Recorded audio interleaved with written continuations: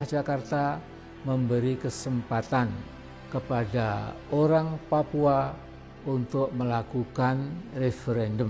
Apakah tetap bersama Indonesia atau membangun negara Papua sendiri?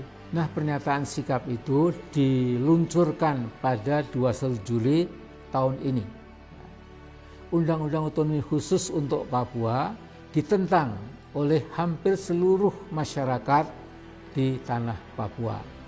Bahkan Lukas NMB, Gubernur Papua, Majelis Rakyat Papua dan Papua Barat, OLMWP, Free WP, WPCC, Solidaritas Perempuan Papua, Pemuda dan Mahasiswa Papua, semua menolak otonomi khusus Jilid 2. Di antara mereka ada bahkan yang mengibaratkan Otsus hakikatnya sebuah peti mati, coffin untuk rakyat Papua. Juga ada yang mengibaratkan otonomi khusus itu seperti makanan beracun yang berakhir dengan kematian Papua. Dewan Gereja Papua, BPCC, juga menolak Otsus Jilid 2 dengan alasan karena dirancang sepihak oleh Jakarta. Refleksi tahunan yang dipublikasikan pada 5 Juli tahun ini bertema Tuhan Otsus dan Pembangunan Indonesia di Papua sudah mati.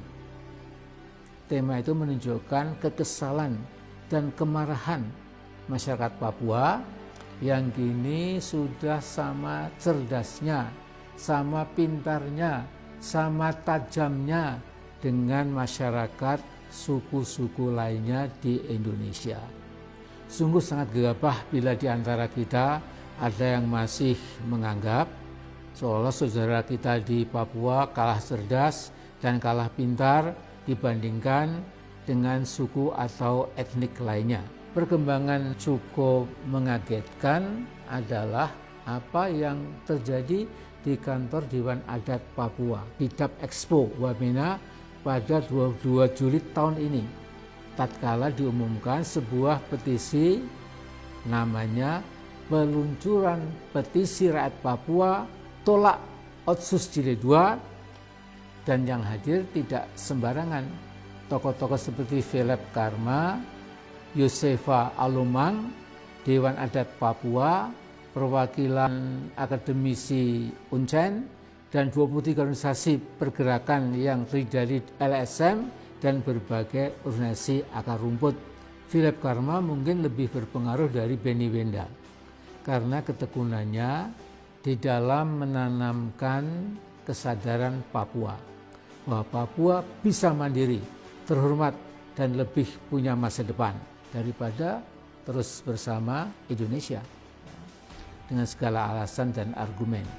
Sementara Mama Alomang atau Yosefa Alomang dianggap sebagai Ibu Kartini Papua, tokoh wanita yang sudah sangat sepuh tetapi berani menentang PT Freeport itu tidak pernah lelah membangun rasa percaya diri rakyat Papua. Nah, saya melihat dukungan internasional pada upaya Papua melepaskan diri dari NKRI juga semakin luas, terutama di kampus-kampus di dunia barat, di Australia, Inggris, dan Amerika. Hampir semua negara Melanesia mulai terbuka juga mendukung perjuangan kemerdekaan Papua.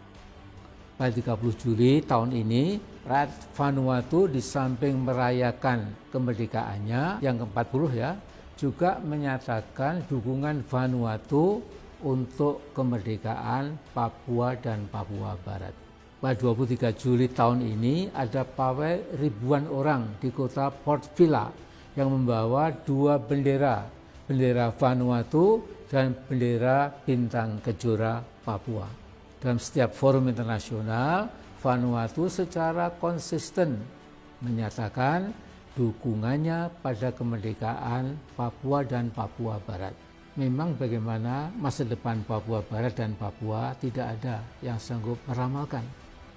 Hanya saja dalam sejarah bangsa-bangsa sejak dulu sampai sekarang ada sebuah keajekan atau katakanlah lebih tegas lagi sunatullah bahwa setiap kekuasaan atau rezim penguasa yang tidak peduli pada keadilan pasti akhirnya roboh atau runtuh.